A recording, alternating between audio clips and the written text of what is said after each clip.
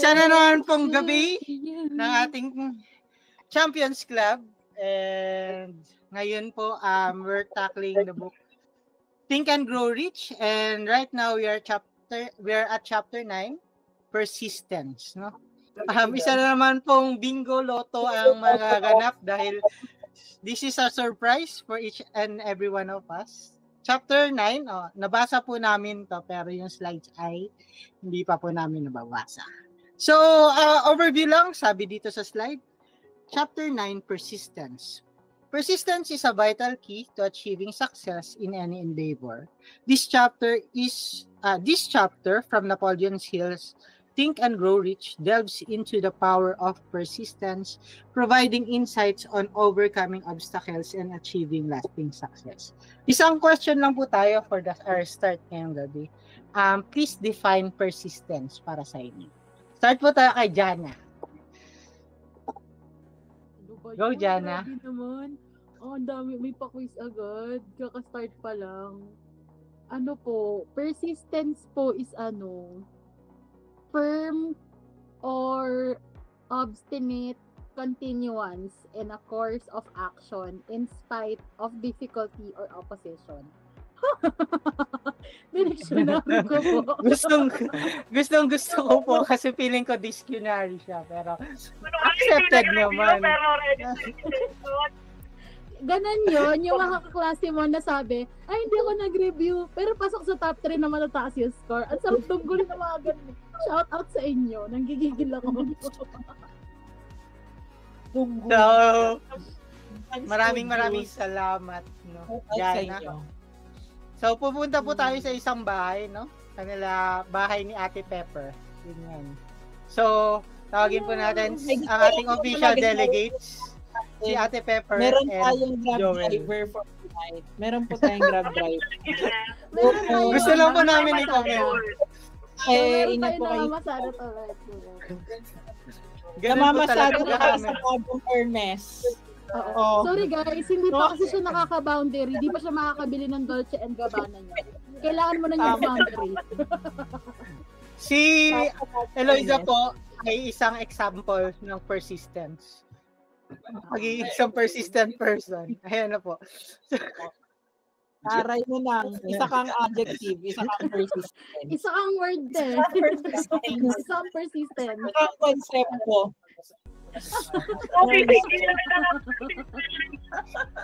Persistent. Yung totoo na sa slide pa lang tayo. Pero kung po, bigyan na natin yung time kay Ate Pepper and Joel. Official delegates from bahay ni Ate Pepper. Pero yung official delegates, akala mo United Nations. Ay, napaganda ng Latin word na yan. Latin word. Joel, huwag kang papatalo. Opo. For me, persistence is having the heart of not giving up. Taray! Bakit parang pag galing kay Joel, natatawa ako. Taray! Joel, kupal ka ba? Bakit? Okay. Ay, akala ko may pick-up line. Alam niyo ni Joel, si Malupiton. Favorite yun ni Joel. Ito niya, kamukha na niya.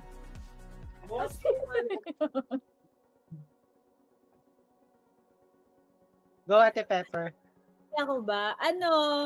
Kahit matagal na, you still push through. Parang tinagalog ko lang yung mga sagot nila. Si Edge, hindi pa natuwa sa isang definition, kailangan ba gusto ko siya in Chinese, be. Kahit ano naman, personal definition mo lang yun. Okay. Go po. Let's move on to Earl. Yung persistence kasi nanggaling yan sa Greek word na charis. Ang galing! Ito talaga yung graph na hindi nag-review ng exam. Ano ba talaga yun? Hindi nag-review. For me, personally, yung persistence is, ayun nga, yung enduring na pag tuloy-tuloy nung dapat mong gawin. So, parang to endure it no matter what. So, hindi naman siya talaga sacrifice in a way. Pero yung to persist is to keep going on. Yun lang. and I thank you. Maraming salamat po. Makakasagot po ba ang ating Grab driver ngayong gabi? Ay, hindi na daw po. So, example na lang po. Siya na po yung example ng persistence. Lapit na kami, Eh, continue. malapit na daw po sila. So, para sa maraming salamat po sa mga answers natin. And I also want to add, pero hindi na po magdadagdag kasi marami na tayong answer. At sa tingin ko, nagkaroon na kayo ng idea on what is persistence. And to move on, at makikita po natin ang introduction, no? Merong 4 na na-tackle dito. So, the power of persistence in achieving goals. Very specific po tayo, no? Marami kasing persistence. Persistence in doing what you know is right. Persistence in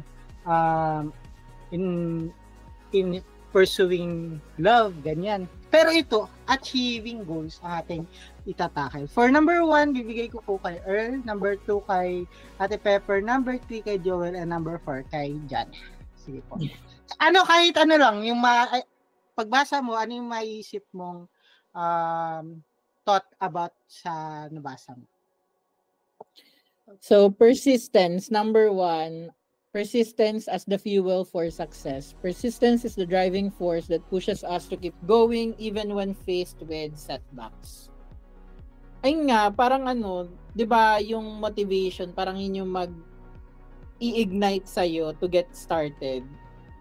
Yung persistence, yung magbibigay sa'yo ng fuel to keep going. Ganun.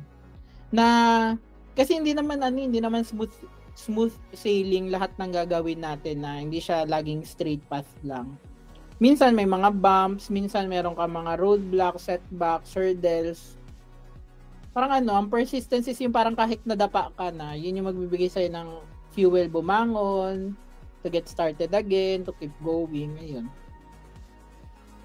And I, thank you, world peace.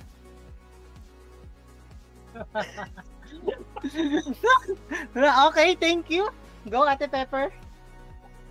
Overcoming challenges. Persistence empowers us to overcome obstacles and transform challenges into opportunities. It's more, kasi di ba pagka may goal tayo, most likely,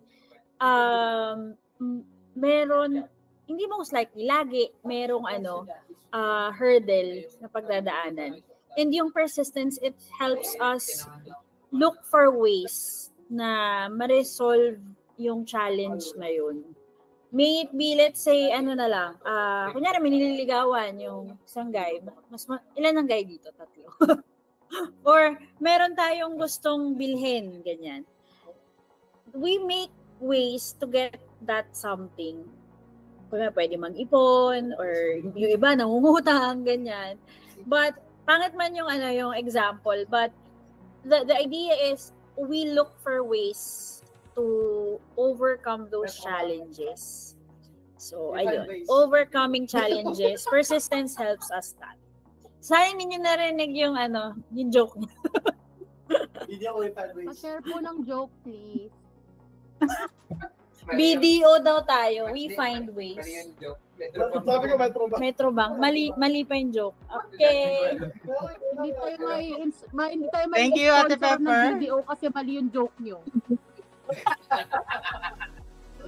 Hello po. So, number 3 po, unwavering resolve.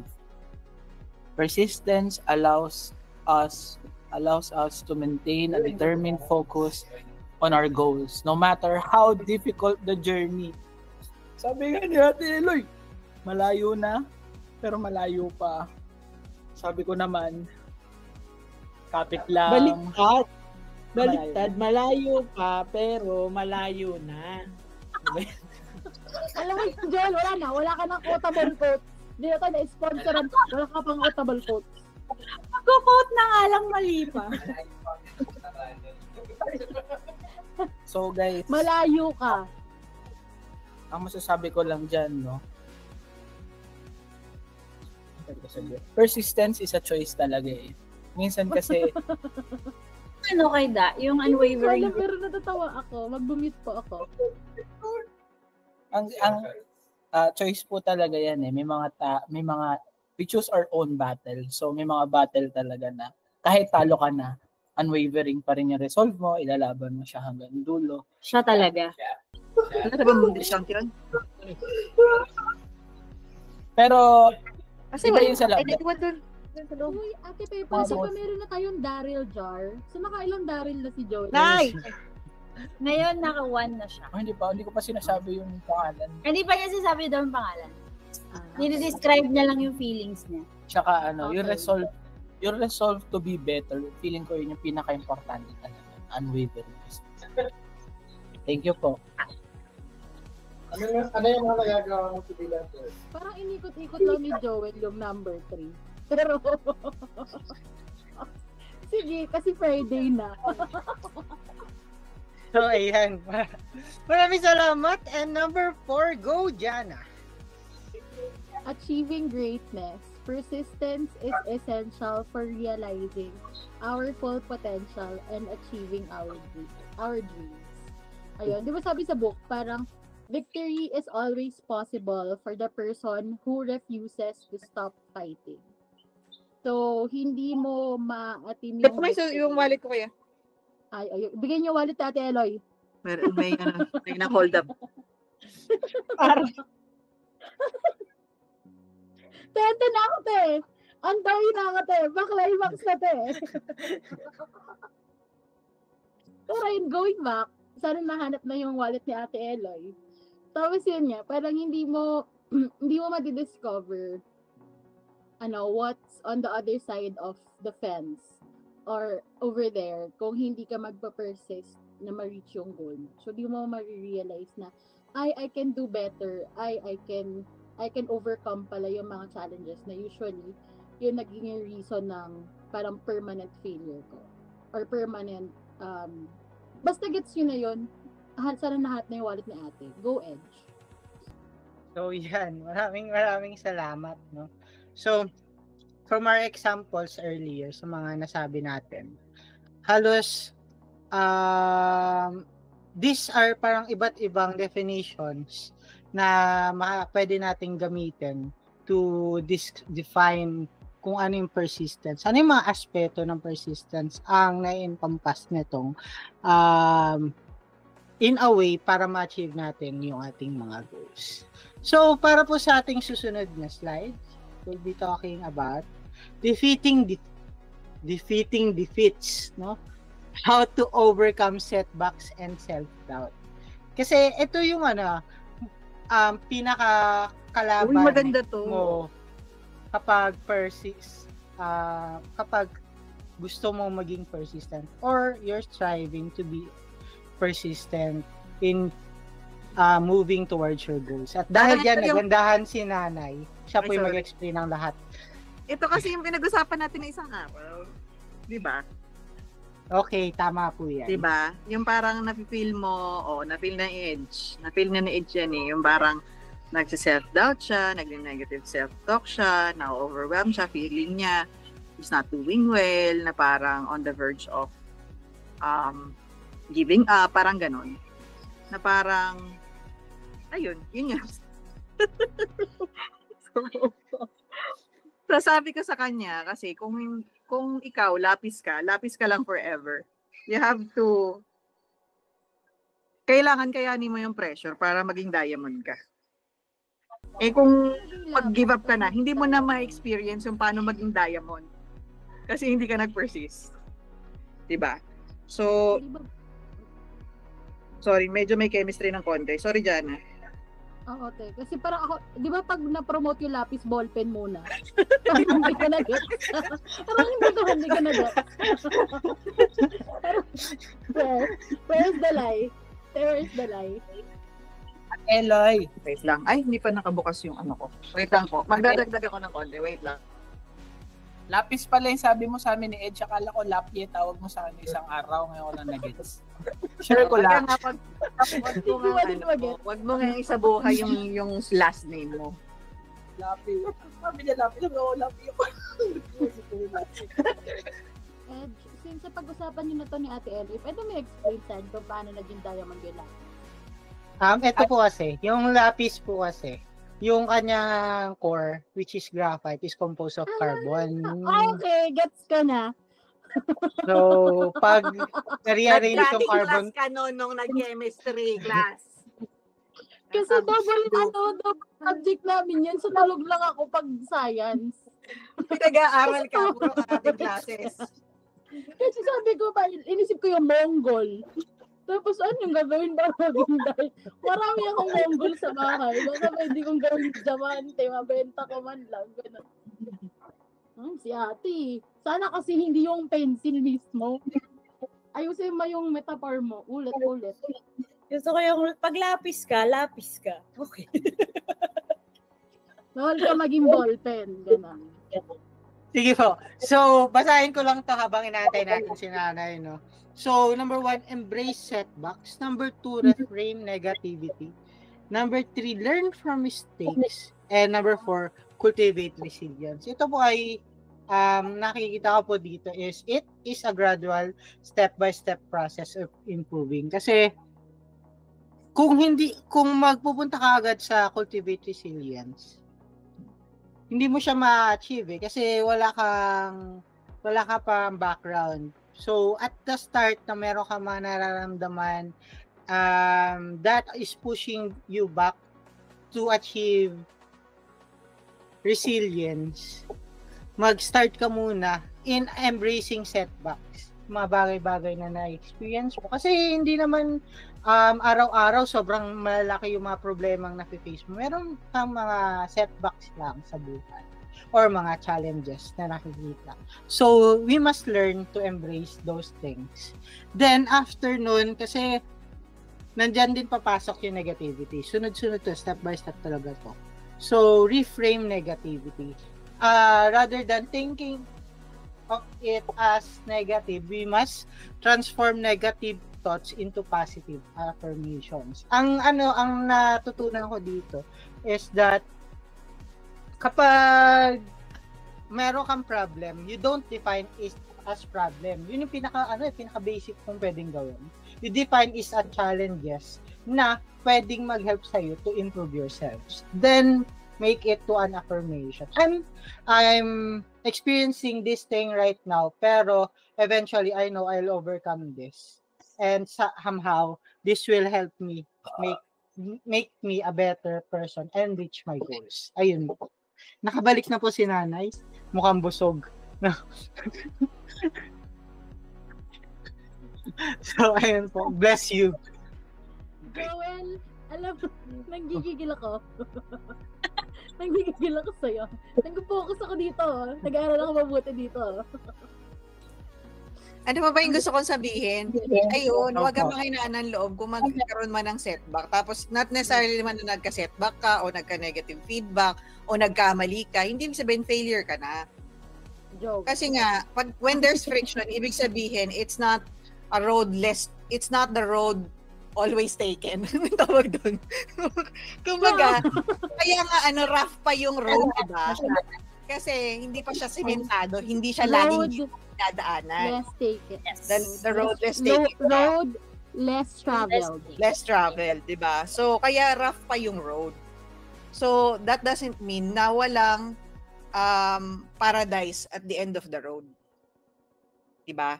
Saka, ito isa pa, kailangan maintindihan na if something is na umuulit yung mistake, ibig sabihin hindi mo pa nalilearn yung lesson.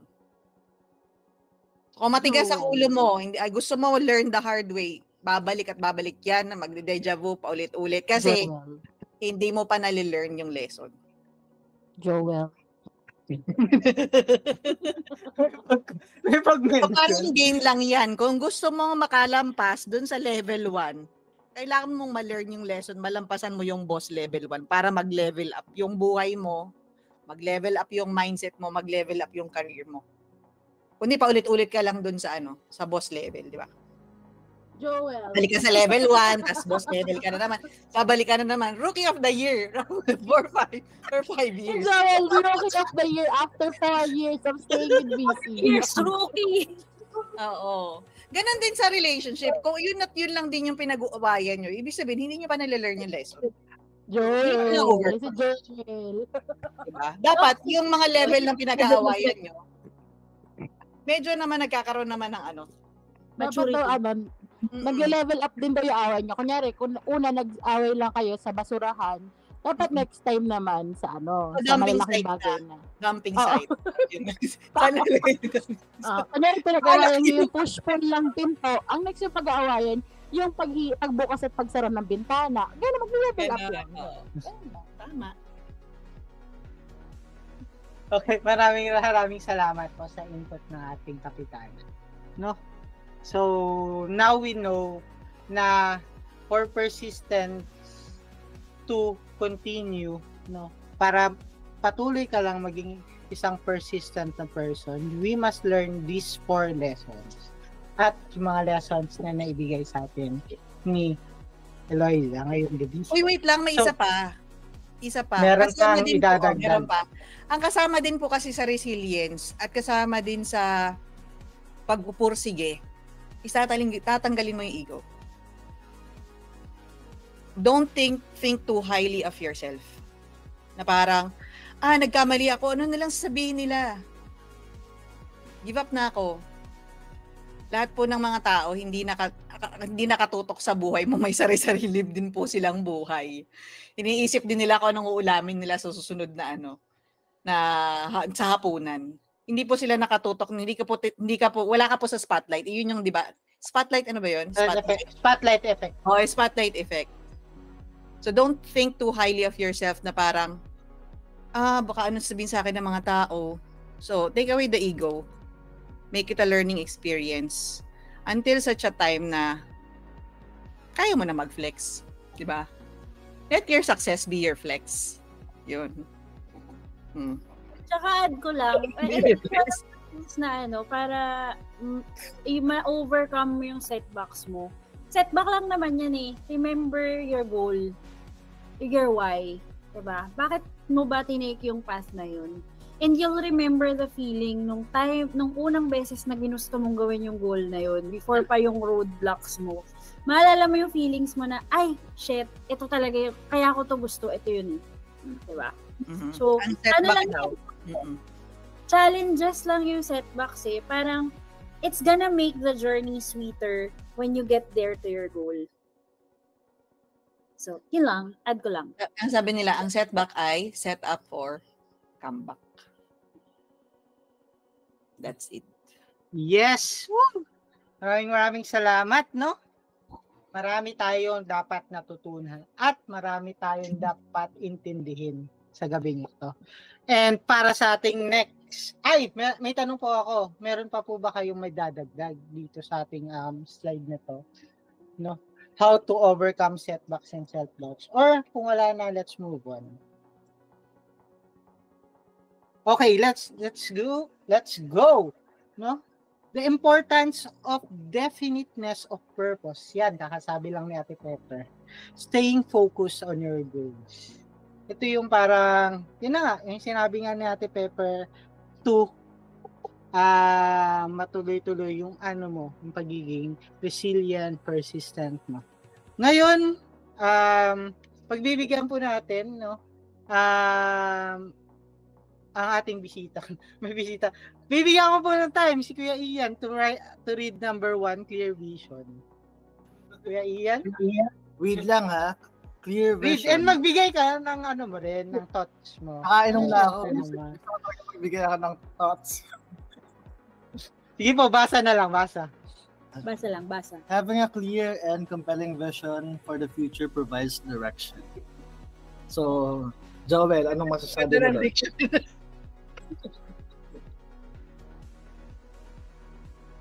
Anong masasabi mo doon, Joel? Hindi niya alam. Nag-report ka ba sa akin, Joel? Nasaan ang tickler mo? Clear vision. Having a clear and compelling vision for the future Pinulit mo lang provides basahin. Nasa ulit. Pinapa-input ka. Wala po siyang input. Sige po. Basahin na lang. Sige po. Babasahin ko tong lahat. No? Magbibigay na lang po kayo ng input nyo later. Focused effort. A definite purpose helps us prioritize tasks and allocate our energy effectively. Sustained motivation. A clear vision keeps us motivated and inspired throughout the process. Ako po magsisimula na. I really like yung sinabi ni Ate Pepper na kapag nakaka-experience ka ng setbacks and challenges, kailangan mong mag-look back. Sa tingin ko po kasi, for a person to be resilient or to become a persistent person, kailangan meron kasi siya talagang mindset na firm or nakapag-shift siya ng paradigm niya in such a way na nakikita niya yung sarili niya na ma-achieve niya yung goals na gusto niyang ma-achieve or na-set niya. So, kasi para sa akin, I believe that yun yung kasi yung pagkakapit. Yun yung panghahawakan mo habang nagmo-move ka along the way. Na you believe that you will be this. You will believe na you will achieve these things. So, kapag may bumating sa yung challenges, babanggain ka, as long na dala-dala mo yun, yung panghahawakan mo, para mo siyang shield. As long na dala-dala mo yun, meron kang thing na nag-help sa'yo na strengthen yung sarili mo or yung character mo. So ayun po, with that, no, meron nga nun, nakikita mo clear vision. Kasi kapag wala ka, syempre, kung wala kang salamin tapos medyo may tama yung mata mo, hindi mo makikita. Hindi, ano nga yung sabi, na parang, since hindi mo makikita, hindi mo na-envision, hindi mo ma-achieve. Mahirap siya ma-achieve. No? Tapos focus effort, yun lang po yun. Doon po talaga umiikot. And sustained motivation. Yun lamang po. Maraming salamat. Meron po ba kayong maidadagdag? No? Merong gustong mag-raise ng points din nila. Or mag-comment. Yan po. At kung wala, magtatawag po ako. Yun, go na. Yung focused effort. Kasi imagine nyo yung ginagawa ko bilang ako ay isang revenue machine. Yung sobrang technical lang ginagawa natin minsan. And minsan talaga sa isang linggo, hindi lang isa yung project na kailangang pagbuhusan ng utak. Pero dahil meron tayong mga workshops na dedicated for each client, pinofocus natin yung effort dun sa workshop na yun for this client para may ma-deliver tayo. Diba? In that way, mas para siyang yung ray gun, talagang focused energy, laser focus. Kaya talagang nakaka-deliver naman tayo sa client natin, hindi sabog. Kasi if you're trying to multitask tapos sobrang high focus, high energy ang required dun sa task, hindi talaga kaya. Kailangan talaga, I mean, I'm a multitasker, pero meron talaga mga bagay na hindi kaya ng multitasking. Kailangan ng focused effort. Marami pong salamat, no, for that input. Na things, there are important things na kailangan talaga natin pagfokusan to achieve our goals. Saka what helps me is talaga, pag madami yung Monday ko, di ba? Puro meetings yon, 10. So what I try to do is to be present talaga in the moment din. So focused effort and attention kung sino man yung kasama ko. Para I don't have to do it ng paulit-ulit. Kasi hindi ko, ginawa kong half-hearted yung isang bagay. Diba? Parang mas tatagal yung time na kailangan ko i-spend just because hindi ako nagbigay ng tamang attention, energy, and effort dun sa isang bagay. Ganon din yung ginawa natin sa Dubai, di ba? Talagang effort. Bigay mo na lahat. Hindi kami yung tipo na, uy, patagalin natin para di ba? Di, lahat ng pwede namin gawin sa isang araw, gagawin na namin. Kasi gusto na namin umuwi. Oo, hindi yung tipo ng galawang corporate na, ay, chichikahan muna kami dito, babagalan namin trabaho, gano'n. Iba talaga, iba yung galawan pag gusto mo talagang ibigay yung full effort mo. And it paid off. What a great example. That's a very highly commendable kung mga ganun yung mga actions natin. We should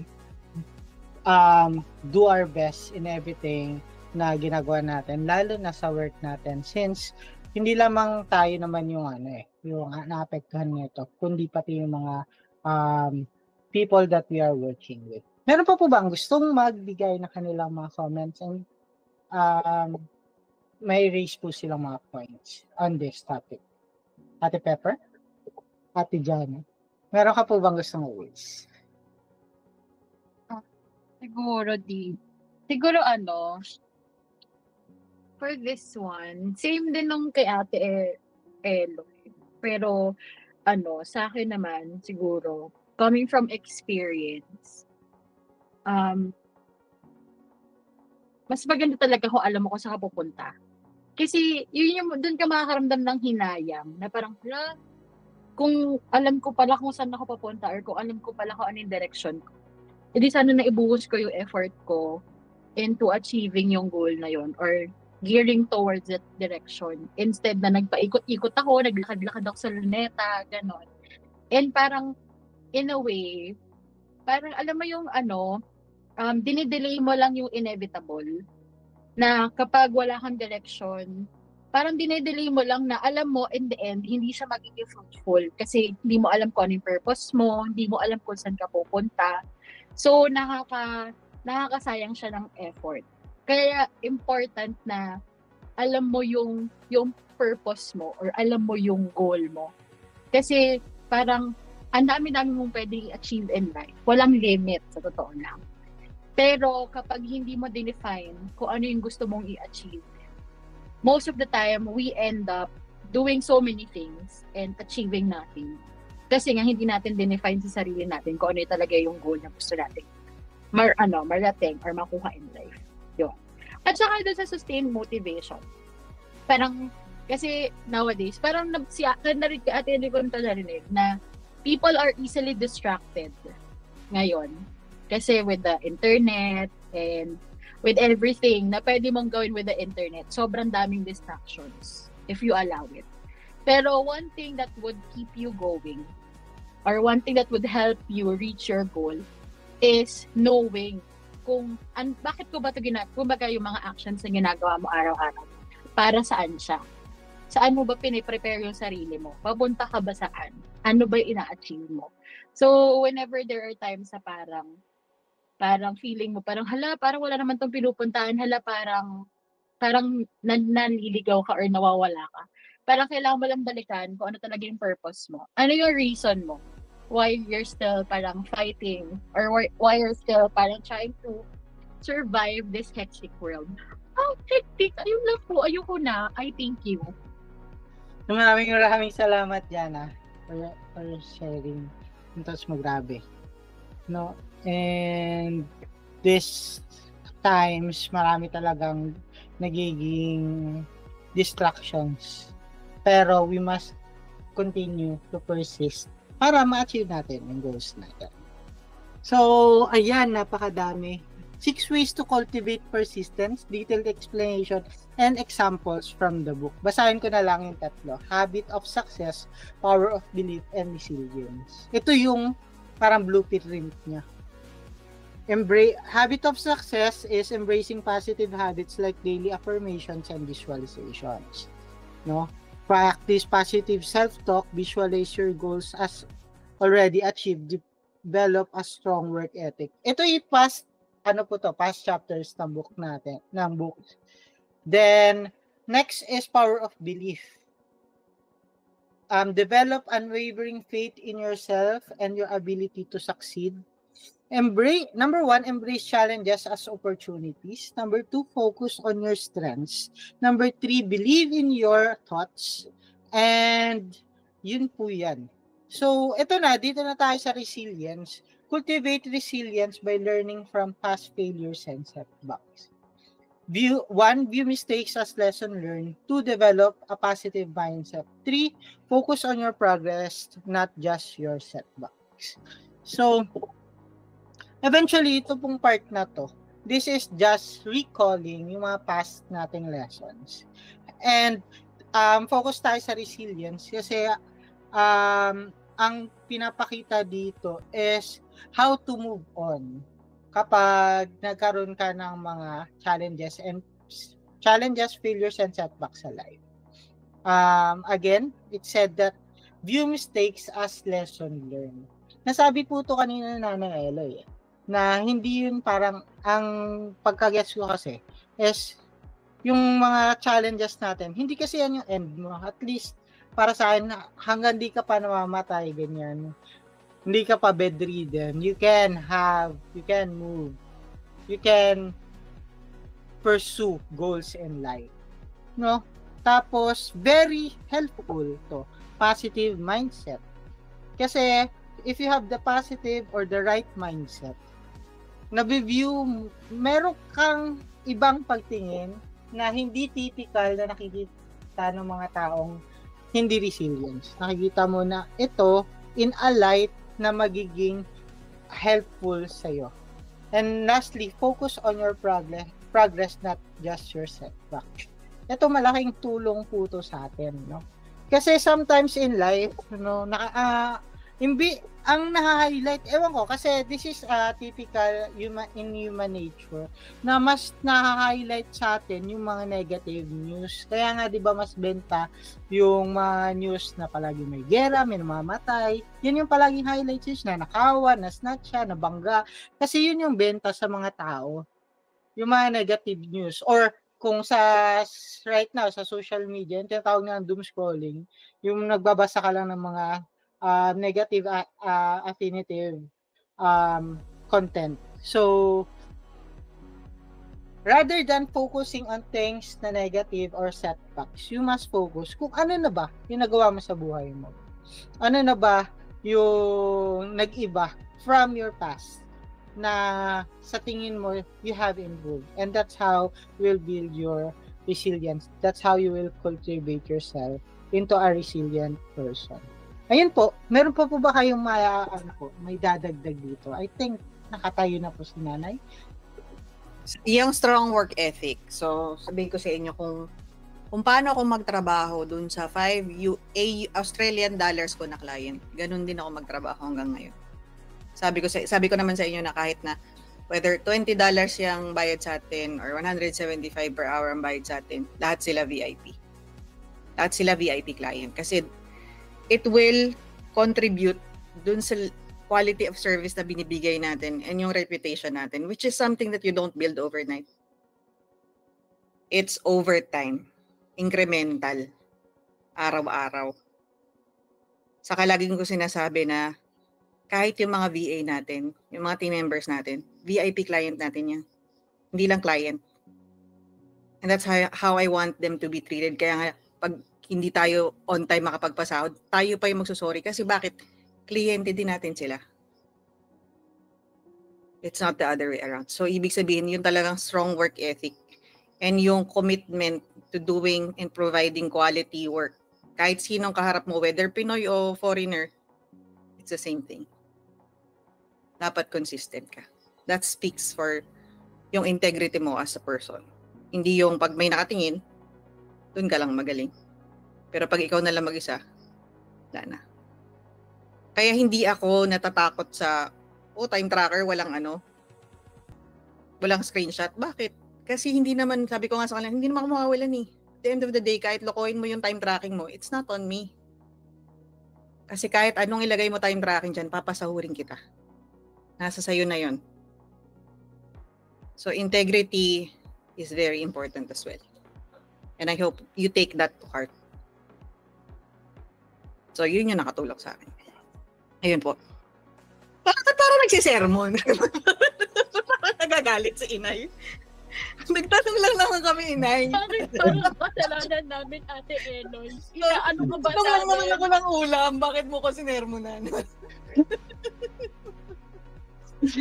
Ano, nagbibinata. Ayun po, sobrang, this is how VCPH, no, shows kung gaano nila kamahal or gaano nila dinadala yung pangalan nila. Hindi ka kasali. Natin. Sorry. Nakalimot. Hindi. Parang gusto ko tuloy i-text si Edge. Edge, bakit? Parang Actually, hindi ba nagre-resonate yung values na yung video sa'yo? Edge, ano nangyayari? Nandito na yung HR bigla, may tawag na. Tapos yung book club, meron ka bang problema? Anyway, pero ito po, ito yung Alis ka na dinadala. Ito yung Ito yung dala-dala natin everyday na nag-work tayo.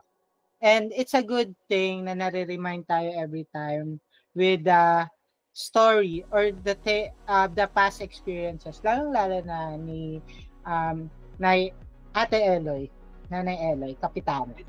Kung paano siya nag-start as a $5 VA. Uy, nagkamali din ako dun ha. Naalala ko yung client ko. Nag-share sila ng MailChimp tong asawa niya. Tapos, syempre, ang privacy ng ibang bansa, iba, di ba? May mga do not call list pa yan.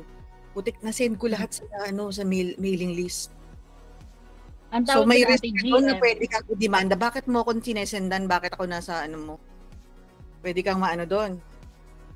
Pero ganun talaga, magkakamali ka. So talagang gumawa ako ng steps na action na nag-send kami ng apology, kinorek namin. So hindi talaga imposibleng magkakamali ka.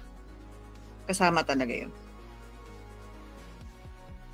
Yun po. Yun lang naman yung I think okay lang naman tingin ko sa pagkakamali. Parang it's an opportunity for something to learn, something to fix. Pag hindi mo tinake accountability yung mistake, parang parang either sinadya ba yan or lost of confidence, whatever that is, parang it talks about how you're going to handle issues or problem. May it be a mistake, kahit oversight lang siya. Diba? Parang, how are you going to handle will tell people na, okay, responsible naman siyang person. Kahit nagkamali siya, nag-take accountability siya doon, kinorek niya. Saka and alam niya. Yun ang importante, i-admit mo. Huwag kang magtago, huwag kang mag-defend, huwag kang mag-alibay. Huwag kang manis huwag kang take accountability. Talagang tanggapin mo yung galit. Nagkamali ka mag-sorry ka. O diba, kaway kami, pero hindi ko na magawa. Sorry lang. Ayun. So, wag ka mag-blame. Tsaka siguro, din doon. Kasi syempre, iba naman yung honest mistake sa talagang pinuputyo-putyo mo yung deliberate na mistake. Pero kung honest mistake, I think be forgiving din sa sarili mo. And learn from it. Yes, important yan. Admit, take accountability, diba? Tapos learn from it. Ganun lang naman yun. Pero kung deliberate mistake, ayun, ibang usapan na yun. Iba naman yan. Yung muna. Pinaalala ko nung start ng year na si Sweet na may nangyari sa van issue, ganyan. So, lapit siya, ganyan. Sabi niya, si Peps, babayaran ko na lang ba? Ganyan. Sabi ko, tama ba yun na babayaran mo na lang?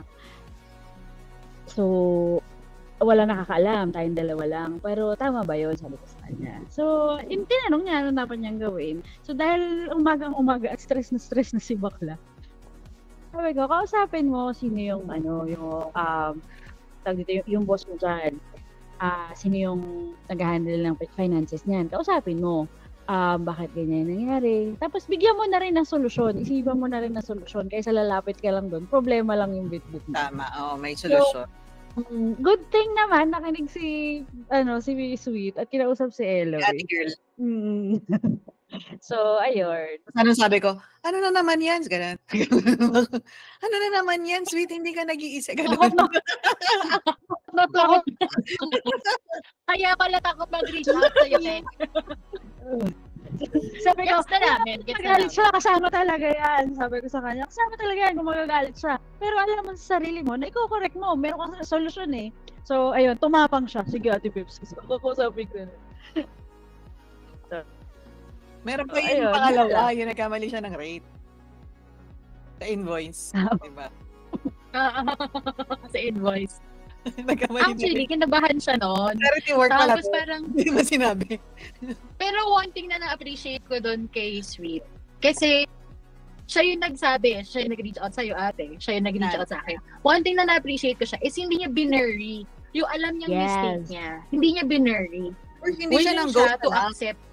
Nang ghost mo lang. Willing siya to accept whatever is the consequence. Whatever is the consequence of the mistake. Yun naman yung na-appreciate ko doon. Kasi ano talaga yun? Talagang malaking bubo yun. Pero at the end of the day, hindi naman siya parang life and death na mistake. Sino yung malaking bubo? Grabe. Small. Mabilis akong kausap. Mabilis akong kausap. Medium-sized bubu. Hindi, bubu. Sugat, kuya. Bubu. Okay. Nabander for the ako. explain. Kasi ipopost natin Yes, sa Powerpoint. sa dulo yun, boo-boo. Ganon. Ganun kasi sinasabi natin sa Mobile Legends. Ang bubu mo naman. Pero yun nga, diba? Na-appreciate ko yun na instead of running away from that incident or that situation, pinili niya harapin kahit mahirap for her. And willing siya mag-own up dun sa mistake. Yun, accountability test. Integrity and accountability. Courage din yun. Yes. Courage. Ano ba mga adjectives, game? Integrity, accountability, courage. Go. Yung courage na yan, masasama yan sa accountability. Kasi alam mo, kung paano, kung anong gagawin mo, paano mo haharapin. So, si courage, susunod yan eh. 'Di ba? Or actually, recipe siya nun. Parang gano'n. It goes hand in hand. Uy, ang pinakamatinding test of courage ko is nung nagsabi ako sa nanay ko na buntis ako. Ay, oo nga, di. Not once, twice. Hindi kasi tinest mo din. Hindi naman yung wish pagmamahal ko. sa'yo ng Wish ko na nanay to. mo. Parang tinanggap niya yung first one. Check natin sa pangalawa.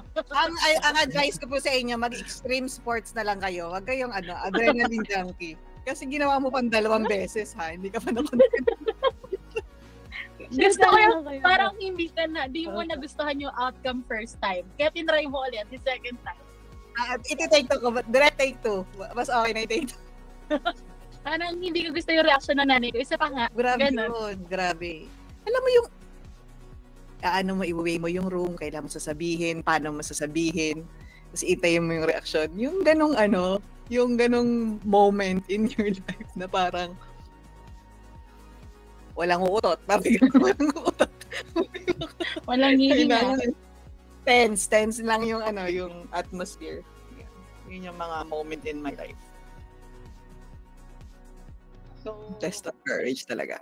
ngayong gabi po, I would like to commend yung mga viewers natin kasi kung may viewers man tayo. Kasi these examples, hindi mo to typically maririnig dun sa Kasi kung ano yung kasi mga... nandito pa kayo.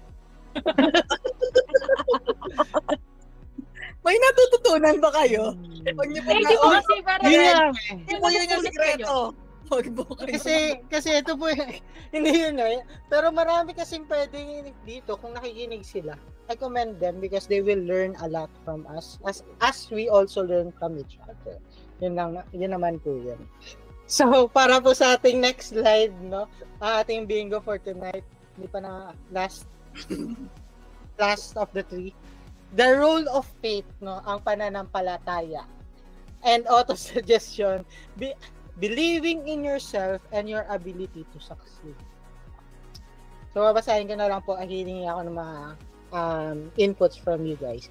So, number 1 is power of belief.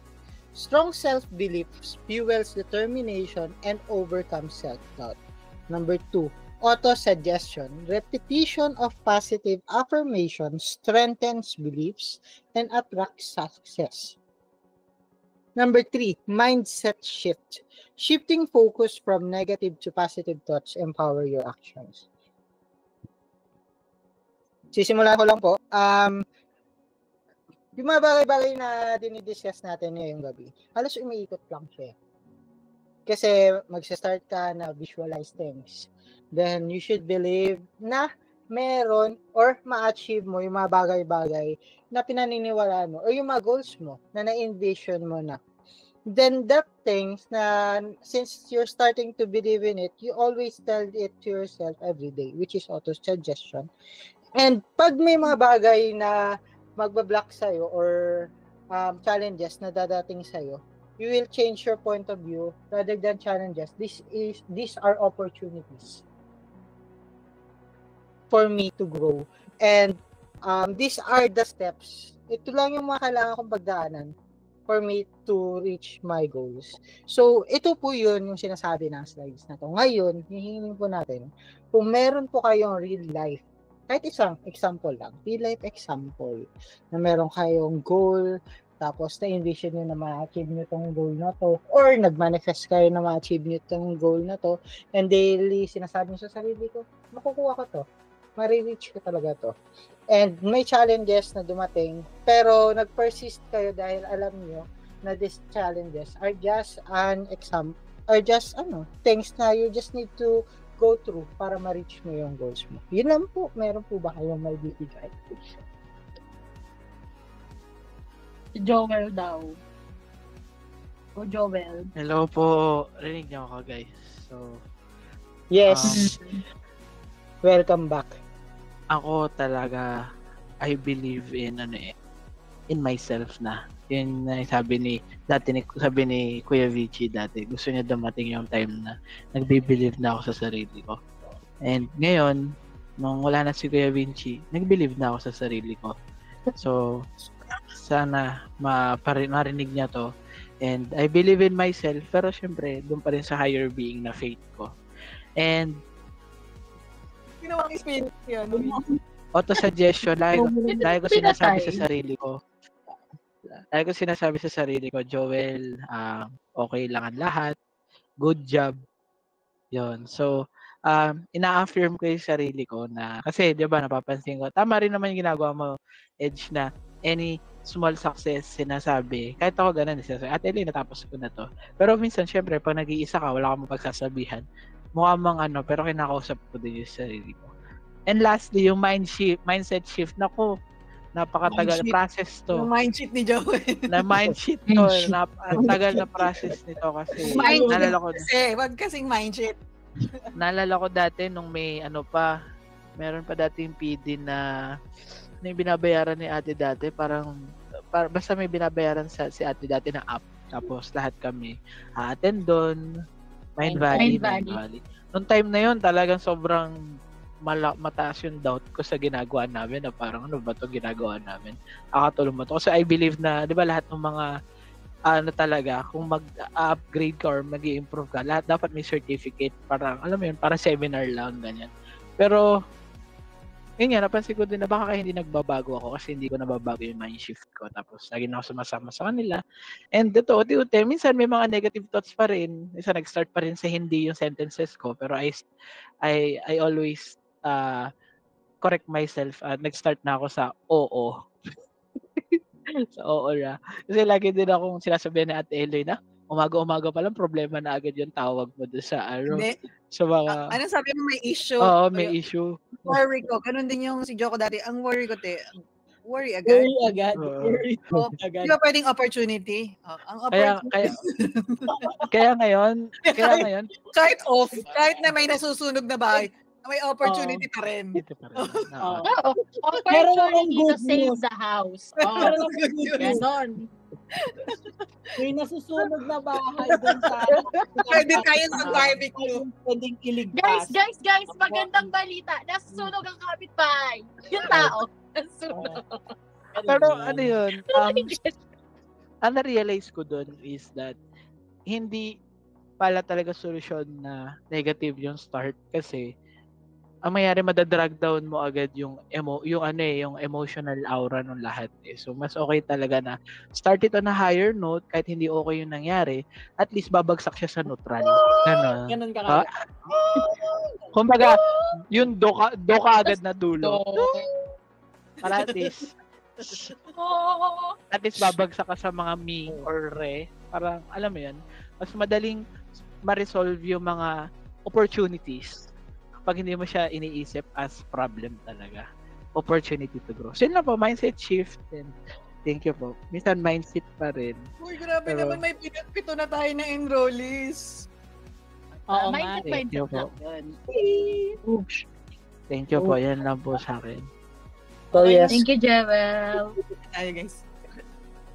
thank you. No, kahit ako rin, aminado na sometimes, or marami pa rin, nakakatch ko pa rin sarili ko na nag-start in negative note, no? Palaging sasabing hindi, ganyan. Hindi! Kaya maraming somehow na pa sa akin sa meetings, pero what I will do is to continuously improve myself and somehow baka match ko na sarili ko, hala, hindi na ako nagsasabi ng hindi, no? Diba? Ganyan. Tanggalin mo nga daw yung sa Yeah. vocabulary yung but. Kahit but yung gagamitin mo dapat end. And, Pero paano kung mahilig ka sa bot? Ay, ako kasi hindi eh. so, ayun po, maraming salamat. Ako kasi hindi. Pero kung mahilig ka sa bat, Ate Jana, ikaw si Batman. Para wholesome, para wholesome. Nasa tayo ng level ng Itong book club na civilization. ito. Para wholesome, para wholesome. Okay. Go Edge. So, intindihin po natin ang bawat isa. Ito po yung resilience natin, pinapractice ngayon. So, meron pa po ba tayong may dadagdag for field and auto-suggestion? Meron pa po ba kayong patotoo ngayong gabi?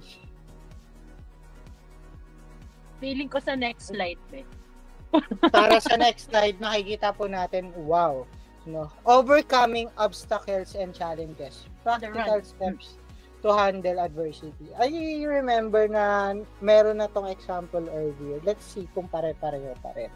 Pero, una, identify obstacles, which is hindi pa nasabi kanina. So, let's read, no? Identify obstacles, recognize and acknowledge the challenges you face. 2. Develop strategies. Create a specific plan to address each obstacle. Number 3, seek support. Reach out to mentors or others for guidance and encouragement. Number 4, focus on solutions. Shift your focus from problems to solutions and possibilities. Alam nyo, with this, ang una-una kong naalala, yung kwento ni Ate Pepper about Chris. Identify obstacles. So, identify obstacles, ibig sabihin na-realize ni Sweet na meron siyang problema. Tapos, develop strategies. Ang naging strategy niya is to talk to Ate Pepper, which is seek support. And finally, what they come out is to talk kung sino yung financial head, at the same time, focus on solution, provide solution. So, yun yung unang-unang pumasok sa akin, which is, ang ganda, nagawa nila, Ate Pepper and Sweet, yung how to overcome obstacles and challenges. That is a very good example. Yun lang po ang aking gustong i-base. Ngayon, sino pa po Alam mo, yung merong example? Bigla ako kasing naisip yung DMAIC sa Six Sigma. Define, measure, analyze, and improve. So, na-realize ko na parang ginagawa nga natin siya sa life natin. Ay, ginagawa natin siya sa trabaho. Na dinedefine natin yung problema, and then once na-define na yung problem, we identify the goal, how are we going to get to the milestones, create milestones even, and then ginagather natin yung stakeholders or project team na mag-help magawa or ma-meet yung milestones, and then pag okay na, push ka na sa proceed ka na sa actions, diba? But rarely people would use it in their lives. Merong magagaling sa trabaho. May mga nakilala ko sa corp na ang galing nila sa project management, sa Six Sigma. Kasi when I start talking to them as a person, ganyan. Iba na yung nangyayari na parang kunya love life nila, ang dami nilang paulit-ulit siya, balik siya ng balik dun sa jowa niyang laging nambababae. Tapos lagi niya nahuhuli. Sabi ko, ba't ka nagpapatanga sa pag-ibig? Pero hindi ka naman tanga. Ang galing-galing mo naman. Sabi ko Bakit sa hindi ka kanya. nag-RTA? Exactly.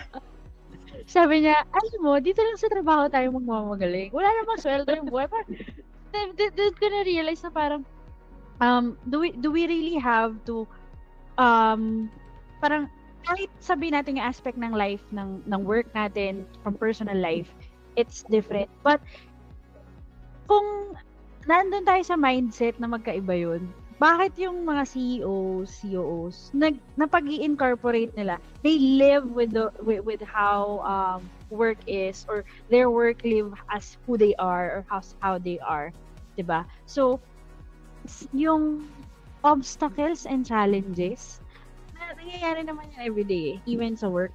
So, itong mga ganyan, kailangan mo lang talagang ma-identify, isipin mo kung anong kaya mo, ano yung hindi. Pag hindi mo kaya, yung mastermind group, di ba, meron. So, we seek that support.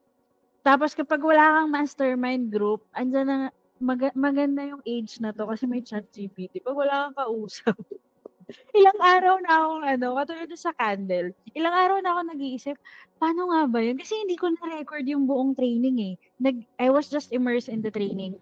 Pero pagdating kanina nung nagsisimula na akong maghalo ng mga wax, shit, paano nga ba yun? Anong uunahin ko? Hindi ako naisip, it's available online. Chinat ko ngayon si ChatGPT. Bigyan niya ako ng steps. So, ayun, naalala ko, oo nga, ganun pala yun. So, I was able to redo what I did a week ago. So, ayun lang. Yes, thank you, Ate Pepper. Meron din po ako. Go, Jana. Final time track mo. Sorry po.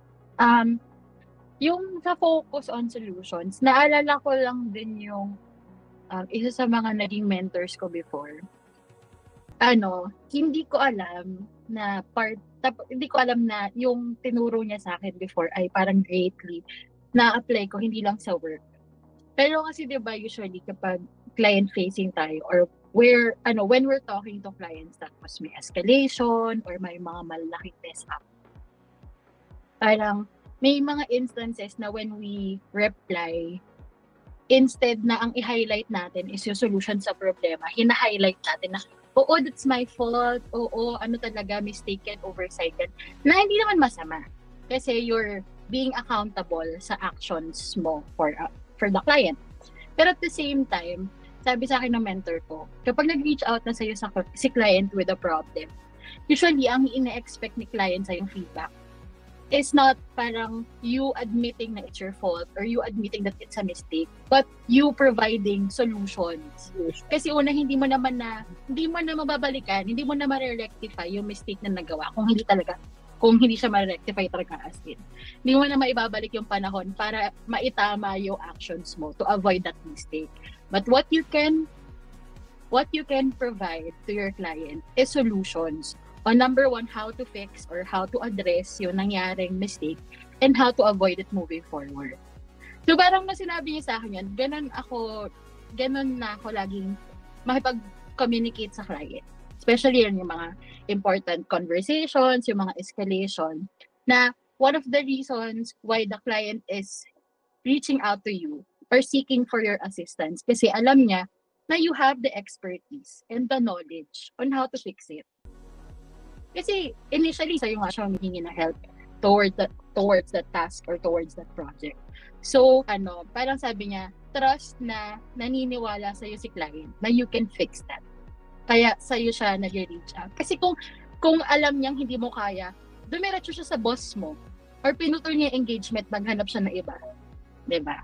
So, yun. Parang after sa akin sinabi yun nung mentor ko before, ganun ko na siya na-apply when I talk to people, when I talk to clients, and even sa personal life ko na parang pag may problema or kapag may mga challenges, ang focus mo ay how to solve it, yung solution. Hindi mo focusan hindi mo i-magnify yung problema kasi para mag-wallow ka lang dun sa stress and sa agony of the mistake. Pero kumbaga, mag-focus ka on gearing towards the solution para ma-overcome mo yung challenge na yun.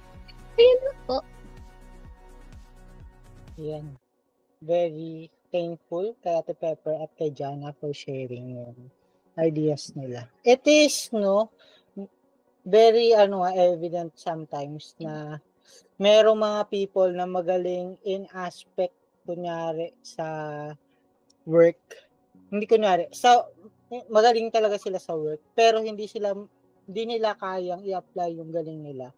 Or hindi nila na-realize na pwede pala nilang i-apply sa life nila yung mga things na ginagawa natin in work. Sa mga problems sa work, ganyan, pwede natin gawitin din yung sa aspects in life. Nandyan din yung sabi ni Jana na yung trust ng client sa'yo, nandyan kapag nagre-raise siya ng problem. So, dapat tatandaan natin yun in communicating with our clients kapag meron tayong mga challenges na fini-face together with them. Now, dito na po tayo sa huli. I know you're excited to see this last slide. And ako rin po, excited din po ako. So, let's see. Yan, conclusion. Harnessing persistence for long-term success. Ito na po yun. Pangmatagalan. Hindi ka kasi, for persistence, hindi po kasi siya instant eh. Persistence is for long-term. Yun po yun talaga. Habang tumatagal or you do this as your character or as how you do in your daily life as long as you live. So, ayan po. Basahin ko yung 4 na binigay sa atin. Recognition, personal growth, accomplishment, and long-term success. Recognition. Persistence often leads to recognition and accolades. Sobrang sarap makareceive ng recognition. And recently yung mga recognition na na-receive. So, very thankful sa mga people na nagpag-recognize ng efforts. Nandiyan din po ang personal growth. Persistence foster resilience, adaptability, and personal growth. So, kapag isang persistent person, maraming naapektuhan sa buhay mo. Marami kang nabubuo, marami kang na-improve in your personality, in your life, in your character. Accomplishment. Persistence helps us achieve our goals to overcome setbacks. It's okay to be recognized, but we should also recognize ourselves and believe that things na mga bagay-bagay sa buhay natin is an accomplishment. So, we should celebrate our wins kahit tayo lang. Long-term success. Hindi ko mabasa kasi may persistence is the foundation for achieving lasting success in life. So, ayun po. So, dadalhin natin yung persistence sa araw-araw nating pamumuhay dito sa lupa. Dito, habang nandito tayo. Kasi, with persistence talaga, every goal na meron tayo, it may shift, yung goal natin may shift, pero makakarating tayo sa goals natin. Meron po ba kayong mga closing, mga people? Closing for sa persistent. Magbigay po isa't isa. Bigay na natin kay Earl, then Joel, Jana, and Ate Pepe. Siguro yung sa akin, ang pinaka-tip ko for those who wants to be more persistent in reaching their goal is to have a definite goal in mind. Tapos, i-visualize mo yun, namnamin mo talaga na parang andun ka na parang nasa yun na siya, kung ano man yung goal mo na yun. Na make it a burning desire. Kasi mas madaling maging persistent kapag alam mo kung para saan yung ginagawa mo. Alam niyo yung commercial na Nescafe, di ba? Yung para kanino ka bumabangon. So, parang lagi natin siya ginagamit. Minsan ginagamit pa natin as a joke, di ba? Pero totoo yun, yung para kanino ka bumabangon. That's also the reason why, kunyari, yung mga soldiers, di ba yung mga soldiers, meron silang picture ng family nila sa locket or sa pendant, or yung mga OFW, meron silang picture ng family nila sa desk nila, yung mga ganun. So, those tiny reminders. So, na kung bakit mo ginagawa what you are doing. And that gives you yung fire para to keep going. So it could be as simple as the picture of the ones you love, the people who you want to provide for, or it could be your vision board. Depende kung nasa ang level ka na ng personal growth journey mo. Pero yun, yung meron kang clear na vision, kung saan mo gusto pumunta, yun yung isang tool. The other tool na kailangan mo is kailangan alam mo kung saan ka nang galing. Kasi minsan, we underestimate how far we've come kasi alam natin na ang layo pa natin dun sa end goal natin. Pero, just look back lang, itry mo lang mag-look back para malaman mo lang kung gaano nakalayo yung napuntahan mo. Yun yung isa sa mga favorite ko na activity, especially kapag nadadown ako, yung dati nga nagigisa ako ng sardinas pag wala na akong makain. Dati nga mag-isa ako sa Cavite eh. Ang ulam ko is ihaw-ihaw lang kasi yun na yung pasok sa budget ko. Diba? Yung mga ganon, yung just remember kung saan ka nang galing. Not to not to just stop yourself na okay lang yan, okay lang yung ganon na life. It's just to tap yourself na good job, malayo ka na dun eh, diba?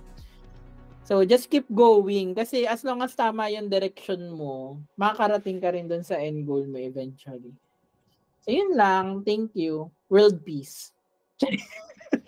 Go ahead. Nice. Thank you, Earl. No? Go, Joel. Hello po. So, ako po two things lang eh. Kailangan alam mo kung ano yung gusto mo, which is ano yung goal mo sa buhay. And kasama na rin doon, syempre, alam mo kung paano ka, ano yung progress mo, gano'ng kalayo. Yung pangalawa yung pinaka-importante sa akin, which is you have to learn or as you progress din na kailangan mong malaman kung kailan mo kailangan magpahinga. Breather. Kasi lahat naman ng ginagawa natin dito is basically persistence sa mga ginagawa natin araw-araw. Pagising mo sa umaga, pagpatuloy yung ginagawa mo, mga gusto mong makuha.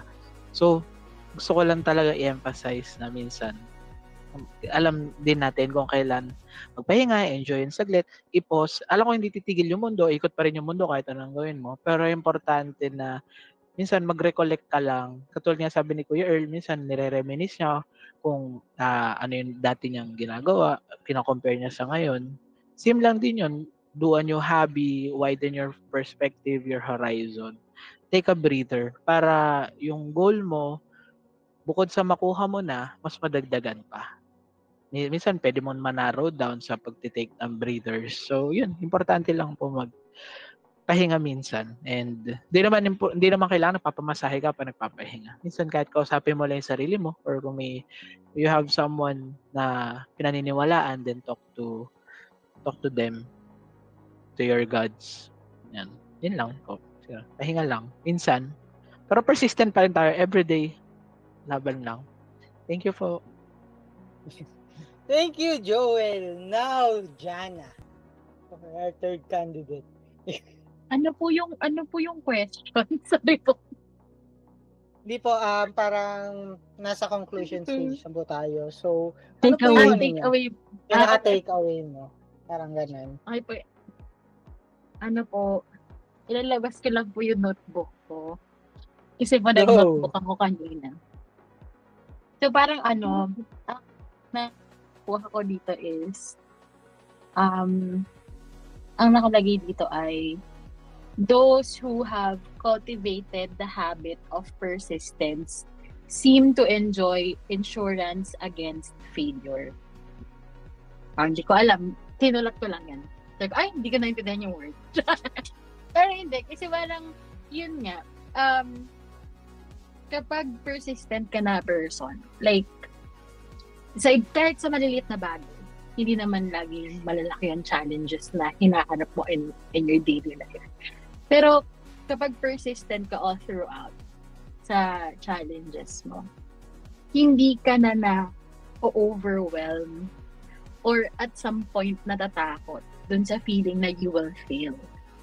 Because whatever happens, alam mong you will persevere to get what you want. So, hindi naman nabulag ka na, wala akong failure, like, panalo to all the way, go to. Hindi naman ganun. Hindi ka naman po, delulu. Pero, you are aware na you might fail, pero hindi yun yung stopping point mo. Magsa-stop ka lang kapag na-achieve mo yung goal mo. Hindi ka magsa-stop kapag may setback kang na-encounter or may failure ka na na-encounter.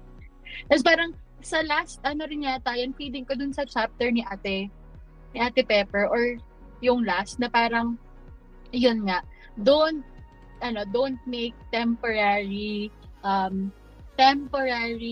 hahanapin ko. Kasi sayang naman, nag-quote ako, tapos hindi ko tinuloy. Sige, magkwentuhan mo na kayo, magkamustahan mo na kayo dyan.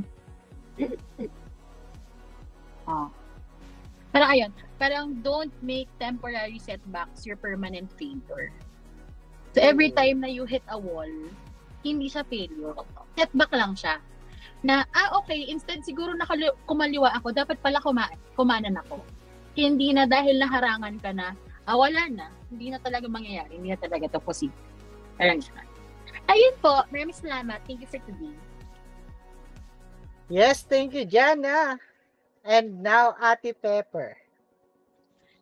Ayun, sa akin, ang ko dito, takeaway ko dito sa chapter na to.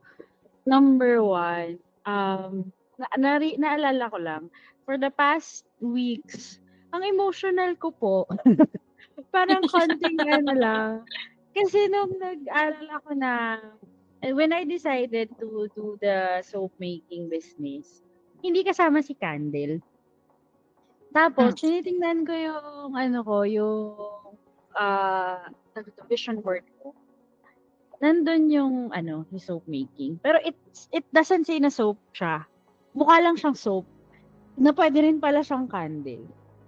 Tapos, naisip ko, nung time na papunta na kami, nasa SLEX ako. Papunta pala kami SLEX. Alam ko na hindi kami aabot dun sa 1 o'clock. Sobrang frustrated ko. Kumakain ako umiyak muna ako. Nagagalit ako sa sarili ko, ganyan. Iyak ako. Pero gutom ako. So, kumakain ako ng sandwich, umiiyak ako. So, naisip ko sa sarili ko na, wait, lately naisip ko na, bakit ang bilis uminit na ulo ko dun sa mga bagay na to. And, alam ko naman sa sarili ko na I'm know where I'm going. There are a lot of setbacks. A lot of opinions. There are opinions that I've received na bakit kailangan gawin yan, or hindi ko na kailangan gawin yan, or I need to do this, I need to do that. Na parang sa akin, there's right timing for everything. I-push mo lang kasi alam mo naman kung saan ka pupunta.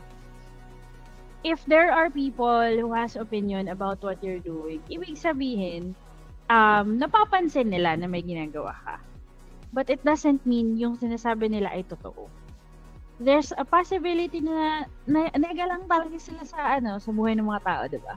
Or may naisip lang sila na which is good kasi it allows you to see another point of view. So, pag nakita mo na yung point of view na yun, before pa man dumating yung obstacle, kung anong obstacle related to that sinabi nila, alam mo na kung paano gawin.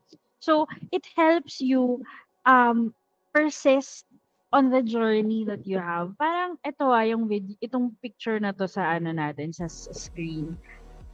Umakyat siya ng bundok. Ang pag-akyat ng bundok, masakit sa legs, daming bato.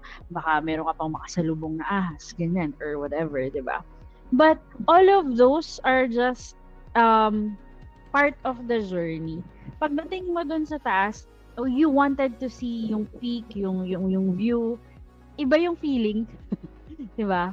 Yung ako nakakit kayo ng bundok. Pero yun, iba yung feeling. Or let's say, pag sa ilalim ng dagat, ang hirap-hirap bumaba ng tubig. Or takot ka sa tubig, hindi mo alam yung unknown. But when you're there, dun ka sa ilalim ng dagat, kita mo yung corals, kita mo yung fishes. Parang dito na lang ako. Tapos napoprolong yung yung breath hold mo. Kasi yung isip mo, ang sarap dito. So, sinasabi nga ni Earl na, really have that vision na parang nasa na tangible na siya, vivid siya sa imagination mo. And it allows you to, kahit na emotional ka na, a part of your brain is telling you, di na kaya, ang hirap na, kaya mo pa ba, ganyan lang. Everyday ka questionin mo.